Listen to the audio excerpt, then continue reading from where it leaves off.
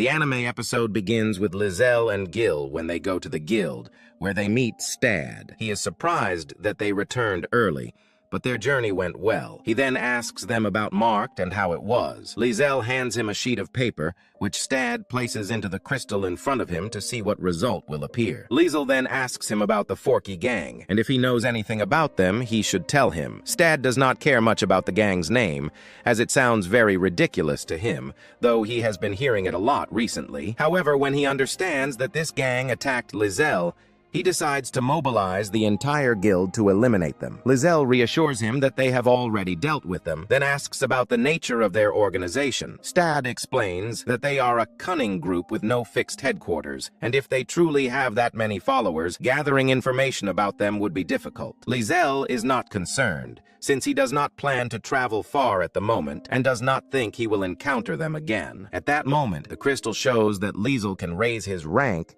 after defeating the foolish dragon. Lizelle is surprised because Gil was the one who almost defeated it alone, but Lizelle did contribute enough to earn credit for the kill. Lizelle realizes that fighting is not the only way to contribute. He agrees to the promotion as long as he meets the requirements. Stad gives him a card indicating that he has now become rank E. Lizelle asks about this rank, and Gil tells him that it is easy. Rank C is a bit difficult, but he would be fine at it. However, rank B is still too early for him. After that, an adventurer named Elvin approaches them. He introduces himself and says he is rank C as a solo adventurer. His strengths are poison resistance and honesty, and his weaknesses are mornings and cold weather. He wants to join a team capable of defeating the foolish dragon. Lizelle finds that his strengths and motives contradict each other, so he tells him to try again another time. Elvin agrees and leaves. Lizelle thinks to himself that the young man is attractive in many ways, with a distinctive personality and aura, but he rejected him because he felt he was a liar who was presenting himself. He is honest indeed, but does not mind lying if it benefits him, and Lizelle does not consider that true honesty. Stad agrees with this opinion. Elvin is strong enough to be rank C, but he accepts only a few missions. His appearance suggests he is like a wild serpent-type man, and his poison resistance and weakness to cold must be traits of his race. Gil is surprised by Elvin because he does not see many like him here, but he is certain Lizelle would not agree to let him join them. After that, Lizelle suggests to Gil that they go to the tavern to drink their favorite beverages to celebrate their promotions. Gil refuses because he cannot drink, but he will accompany him. Stad asks to go with them, and Lizelle agrees. At night, they gather together, and Jag comes to congratulate Lizelle on his promotion. Lizelle tells them he will cover the expenses tonight since they are celebrating his promotion, but they all refuse because they want to pay for the drinks themselves. Gil insists that he will pay the bill. Lizelle soon feels drunk because he cannot tolerate drinking anything. Stad then orders whatever he wants since Gil is paying, and they order many dishes of food. After finishing their meal, Stad asks about the escort mission, thinking it must have been easier than usual since they were not traveling alone and had foolish Jag with them. Jag gets upset at being scolded, but Lizelle laughs and tells him he took care of them the whole time. He also heard that some escorts are treated like goods and crammed into tight spaces in the carriage, so he wants to try someone else someday. Jag refuses, saying he cannot bear to see someone treated that way. However, since Lizelle wants to raise his rank, he must accept all kinds of missions. Stad objects, saying that if he wants more missions, Jag will provide them. Lizelle feels that Stad and Jag are about to argue, so he asks them to calm down and enjoy their drinks and food. Stad suggests that Lizelle sleep in the same room with him tonight, but Lizelle refuses, wanting a vacant double room. After their gathering ends, Stad nearly falls asleep on himself. Lizelle asks him to accompany him, but Stad refuses. They decide to go out together again sometime. The scene then shifts to them on their way. Lizelle tells Stad that he was very hostile toward Gil today, but suddenly Stad uses his power and disappears from before them, shocking them. Gil says he expected this to happen, but not so quickly. The reason Stad provoked a fight with him is simple. He does not like him accompanying Lizelle. He hates men who resemble him. Later, while Lizelle is asleep, Stad speaks to him, saying he does not know his origins. Since becoming aware of the world, he lived in the slums of the royal capital. He used to kill whoever he was ordered to kill and lived off what he earned from that, not even realizing it was wrong. One day, a man he did not know appeared before him and told him he no longer had to kill. That man was the current guild leader. Stad is grateful that he did not hand him over to the ruler. Since then, he has worked at the guild and has not killed anyone, until what he did last night. Lizelle wakes up having heard nothing of what Stad said. He tells him to sleep, as he has a day off today due to the arrangements regarding last night's events.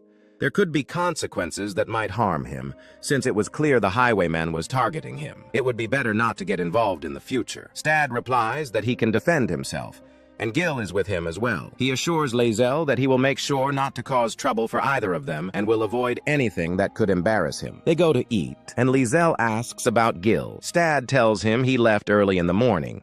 They then go to a restaurant, where Lae'zel meets a lady and apologizes for not informing her that Stad stayed with him that night. She replies that she does not mind at all and will prepare breakfast for them. She says this is the Adventurers Guild after all, and he truly is an adventurer. While eating, Stad tells Lae'zel that it seems the blade has returned and that he must leave now. The man they faced was clearly targeting him, though he does not know why. He tells him to be careful. When Stad leaves, he meets Gil and quietly tells him not to say they are alike. He is gifted in combat.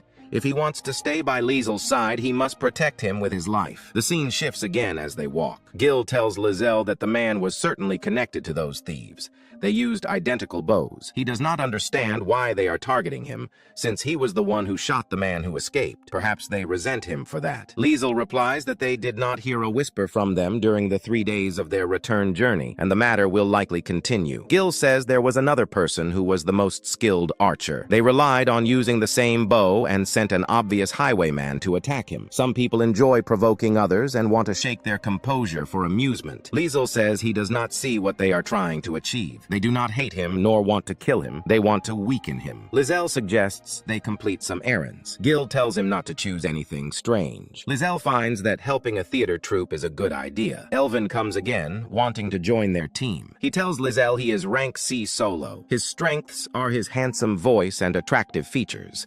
His weaknesses are his tall, slender appearance, and that if he joins them, he would receive comfortable attention. Lae'zel tells him he did not succeed in presenting himself as an adventurer and should try again. The scene shifts to Lae'zel and Gil meeting the troop leader. Lae'zel tells her he came regarding the mission to recharge magical energy. She is delighted and asks if he will recharge their magical energy for the 2-week duration of the show. He says he needs to examine the matter first. She brings him all the papers. Lae'zel and Gil are amazed because it is embodied passion. Lae'zel sees they are presenting an original play titled The Illusory Traveler. The preparation is unique, yet simple and easy. Gil asks if he deduced all that just by glancing through it. The leader brings them the magical device and tells them that with it alone, they can create rain or snow, even thunder. Gil tells Lae'zel not to let his magical energy run out. During this, they find the captain of the guard arguing with the troop because his carriage is blocking the road. The troop leader becomes angry since they have permission to stay and says she will file a complaint. Lae'zel stops her and says it would be unfair to say he is looking forward to their show, wouldn't it? He tells Gil they will go because he wants to greet someone. Lae'zel asks Gil if he did not recognize that emblem. Meanwhile, one of the troop members tells the guard captain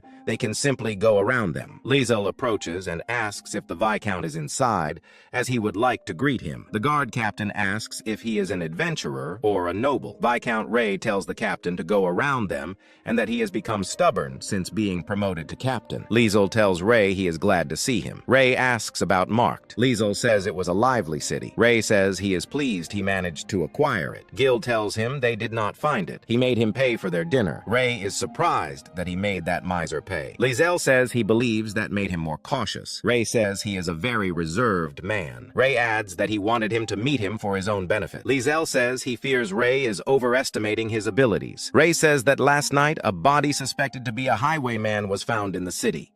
Lae'zel says he has not heard rumors from the Adventurers Guild. Ray says he thought the highwayman was from the Forky Gang, and they are a tough group, so he should be cautious. He orders Gil to ensure Lae'zel's protection. Ray then leaves. Gil tells Lae'zel that if they know his identity, they must do their job. Lae'zel says knowledge does not make things easier. The gang is cunning by nature. Gil says even so, his question will not help them catch anyone. Lae'zel replies that capturing thieves is not the adventurer's job. The scene shifts again. Lae'zel finishes the magic. The troop leader thanks him for his help, and the magical device begins to operate. Lae'zel understands that instead of creating artificial weather, the device converts magical energy into drops of rain and snow. Thus, the anime episode ends. If you liked the video, press like and do not forget to subscribe to the channel and activate the notification bell to receive all new updates.